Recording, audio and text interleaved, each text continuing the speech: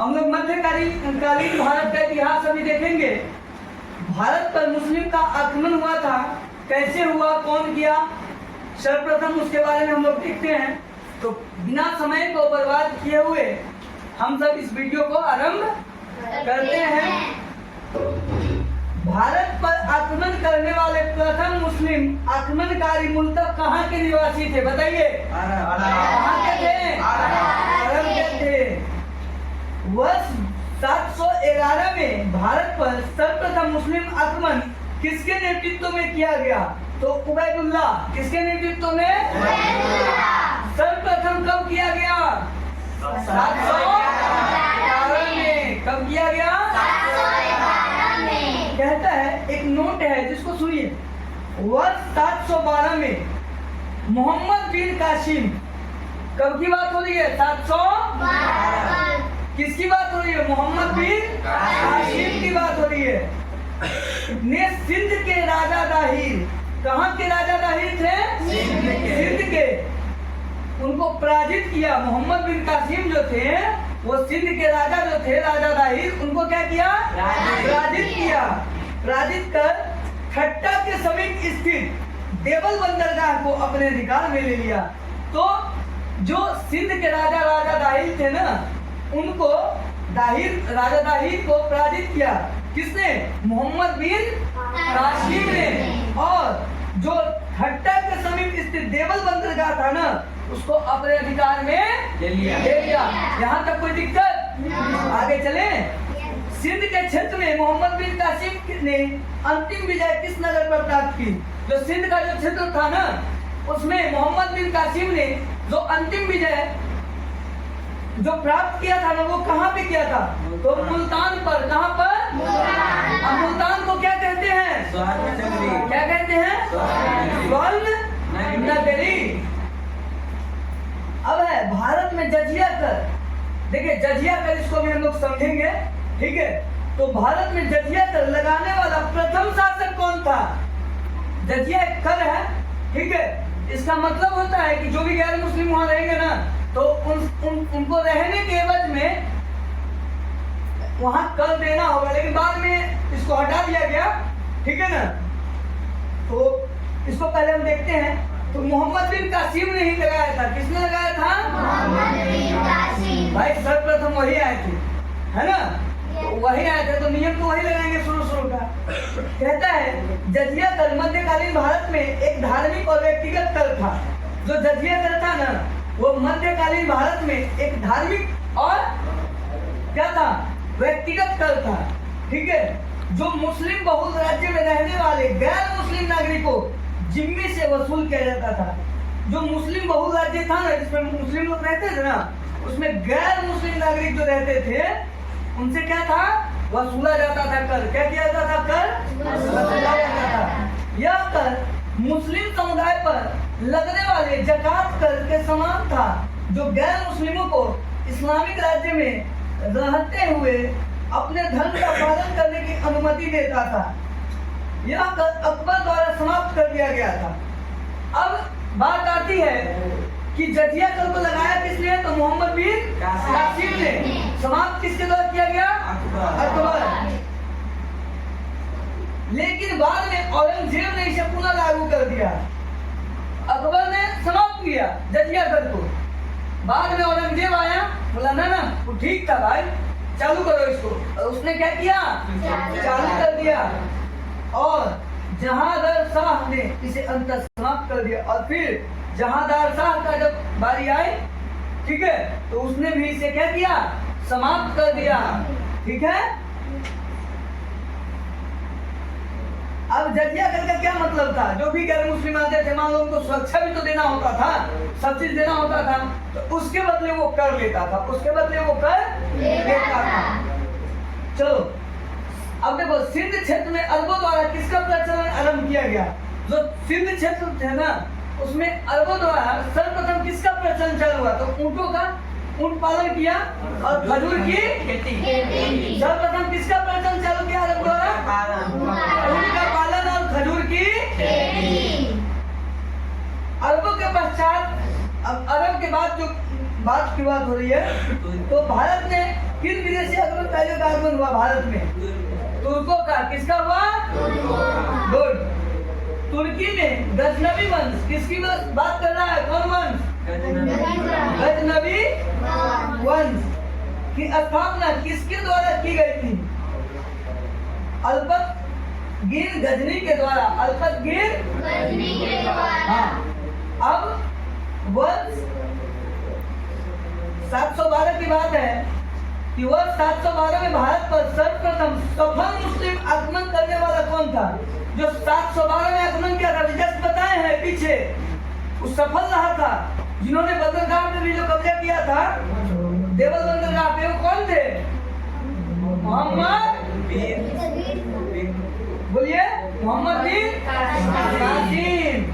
ठीक है, मोहम्मद बिन कासिम जो है वो सफल मुगल आक्रमणकारी था।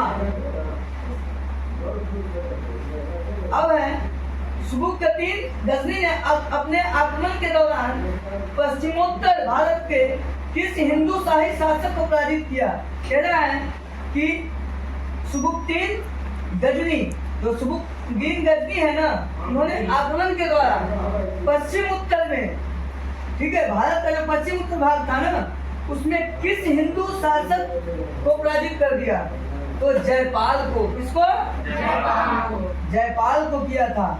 अब देखो, महमूद गजनवी द्वारा, किसके द्वारा? महमूद गजनवी द्वारा 1025 में। कब? 1025 में सोमनाथ मंदिर पर किए गए आक्रमण। किस मंदिर पर? ध्यान रखना है। महमूद गजनवी कौन थे? कौन था महमूद गजनवी? महमूद गजनवी ने वर्ष 1025 में किस मंदिर पे? गुजरात पर शासक के दौरान गुजरात का शासक कौन था? जब महमूद गजनवी वर्ष 1025 में सोमनाथ मंदिर पे आक्रमण किया था, तो उस समय गुजरात का शासक कौन था? भीम प्रथम थे। कौन थे? भीम प्रथम। याद रखना है, जो अपना सोमनाथ मंदिर है ना भोले बाबा का, है ना, तो वहां पे 1025 ईस्वी में महमूद गजनवी ने आक्रमण किया था। और उस समय जो गुजरात का शासक हुआ करते थे वो भीम प्रथम थे। कौन थे? भीम प्रथम। महमूद गजनवी ने भारत पर 1000 से 1027 ईस्वी के मध्य 17 बार आक्रमण किया। मतलब 1000 से लेके 1027 के मध्य बीच में कितनी बार आक्रमण किया? 17 बार। कितनी बार? 17 बार। इसके आक्रमण का मुख्य उद्देश्य भारत की धन संपदा को लूटना था, न कि साम्राज्य की। देखो कितना बड़ा लुटेरा है सब था, कितना बड़ा लुटेरा था। 17 बार आक्रमण कर दिया 27 साल। इसका उद्देश्य नहीं था कि हम भारत पे राज करें, इसका उद्देश्य था कि भारत में जितने भी चीज है, धन संपत्ति है, सबको लूट के भाग जाए। अगर नहीं लूटा रहता है सब, आज हमारा देश आगे नहीं रहता जी। 17 बार आक्रमण किया है, 1-2 बार नहीं किया। महमूद गजनवी के साथ भारत आने वाला प्रसिद्ध इतिहासकार कौन था? देखो, महमूद गजनवी के साथ भारत जो आने वाले जो प्रसिद्ध इतिहासकार थे वो कौन थे? तो अल बरूनी थे। कौन थे? अल बरूनी। कौन थे? अब देखो, अल बरूनी द्वारा किताब उल हिंद, कुतुबी द्वारा किताब उल यामनी तथा फिरदौसी द्वारा शाहनामा नामक पुस्तक की रचना की गई थी। तो समझो, अल बरूनी द्वारा किताब उल हिंद। कौन? किताब उल हिंद। कुतुबी द्वारा किताब उल यामिनी। कुतुबी द्वारा किताब उल यामिनी। और फिरदौसी द्वारा शाहनामा नामक पुस्तक की रचना की गई थी। ध्यान रखना है। महमूद गजनवी के पश्चात मोहम्मद गौरी द्वारा भारत पर प्रथम आक्रमण किस वर्ष किया गया? अब देखो, महमूद गजनवी के बाद मोहम्मद गौरी है, लगातार आ रहा है। मोहम्मद गौरी मतलब मुगल साम्राज्य सोच के आया था कि भारत को तो अपना कर देना है। तो महमूद गजनवी के पश्चात मोहम्मद गौरी द्वारा भारत पर आक्रमण वर्ष 1175 में। कब किया था? 1175 वो भी में। मुल्ताने पे। कहाँ पे? मुल्तान पर। कहता है मोहम्मद गौरी को वर्ष 1178 में, ठीक है, पाटन पर आक्रमण करने के दौरान किसके द्वारा पराजित किया गया? समझो, मोहम्मद गौरी को वर्ष 1178 में जो पाटन पर आक्रमण किया था ना, उसके दौरान किसके द्वारा पराजित किया गया था? भीम द्वितीय। कौन थे? हाँ। अच्छा, तराइन का प्रथम और द्वितीय युद्ध किसके मध्य लड़ा गया? देखो, तराइन का और कब लड़ा गया ये भी पूछेंगे अभी। तराइन का प्रथम और द्वितीय युद्ध किसके द्वारा लड़ा गया? किसके मध्य? दो के बीच में युद्ध कभी भी एक के मध्य होता है क्या? कि दो आदमी रहते हैं?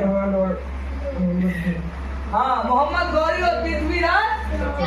हाँ, प्रथम कब हुआ था? 1151 में। प्रथम कब हुआ था? 1151। परिणाम क्या हुआ? मोहम्मद गौरी क्या हुआ? हार गया था। द्वितीय कब हुआ? 1192 में। परिणाम क्या हुआ? मोहम्मद गौरी जीत गया था। ध्यान रखना है। मोहम्मद गौरी ने कन्नौज के शासक जयचंद को किस युद्ध में पराजित किया? देखिए, कन्नौज के शासक जयचंद थे, ठीक है, और उसको मोहम्मद गौरी ने पराजित किया था। क्या किया था? चंदावल के युद्ध में। कब?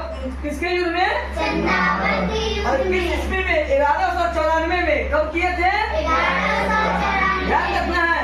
मोहम्मद गौरी ने कन्नौज के शासक कौन थे? जयचंद थे। उसको किस युद्ध में पराजित किया? तो चंदावल के युद्ध में। किसके युद्ध में? चंदावल के युद्ध में। कौन से ईस्वी में? 1194। 1194। हाँ। मोहम्मद गौरी के साथ भारत आने वाले प्रसिद्ध सूफी संत कौन थे? जो सूफी संत थे ना प्रसिद्ध, वो मोहम्मद गौरी के साथ भारत आए थे। वो कौन थे? शेख मोइनुद्दीन चिश्ती। शेख मोइनुद्दीन चिश्ती। ध्यान रखना है। अच्छा, सिक्कों पर देवी लक्ष्मी की आकृति किस मुस्लिम शासक के द्वारा बनवाई गई थी? चलो, ये होगा तो अच्छा किया था। सिक्कों पर जो हमारी माता लक्ष्मी है, उसकी आकृति किस मुस्लिम शासक के द्वारा बनवाई गई थी? बताओ।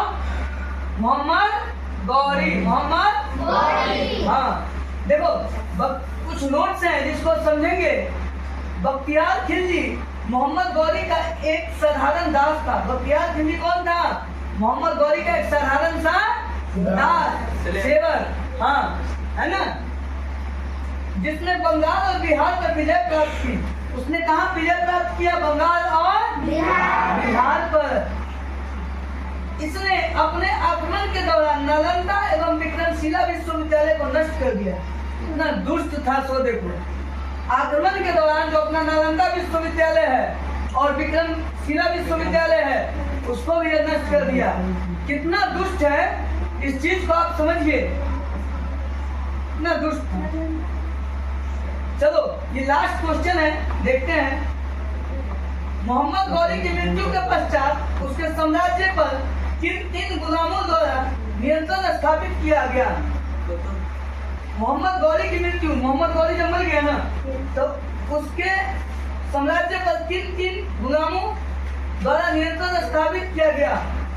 तो यालदौल कौन थे? यालदौल कुबाचा कौन थे? और कुतुबुद्दीन ऐबक। तो यालदौल थे, कुबाचा थे और कुतुबुद्दीन। इस तरह से हमारा भारत पर जो मुस्लिम आक्रमण थे वो समाप्त होते हैं। हम लोग 2-4-5 मिनट बाद दिल्ली सल्तनत जो 1200 से 1526 ईस्वी तक चला था, उसको हम लोग देखेंगे। ठीक है? ओके।